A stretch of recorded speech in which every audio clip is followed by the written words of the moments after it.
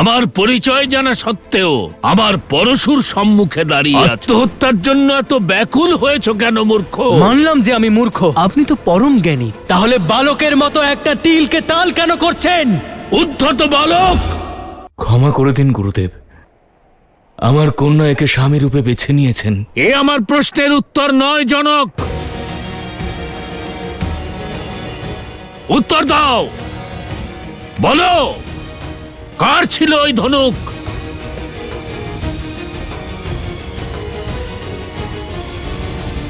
মহাদেবের পিনাক, যা আপনি মিথিলাকে দিয়েছিলেন। আমার এই উপহারকে, এই পবিত্র ধনুককে তুমি খেলার বস্তু বানিয়েছো?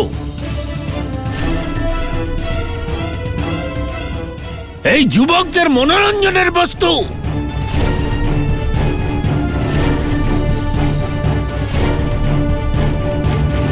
আমি শুধু এটুকুই চেয়েছিলাম গুরুদেব, মহাদেবের এই হরধনু আমার কন্যার সৌভাগ্য স্থির করুক। তাই হরধনুতে জ্যা পরানোর শর্ত রেখেছিলাম আমি। শুনেছ তুমি? কেবল জ্যা পরানোর কথা ছিল, ধনুক ভঙ্গ করবার কথা নয়। আমারও ইচ্ছে জ্যা পরানোরই ছিল প্রভু,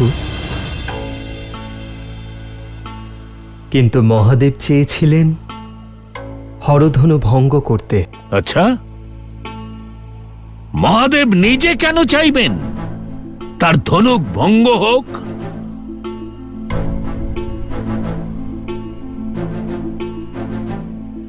মহাদেব,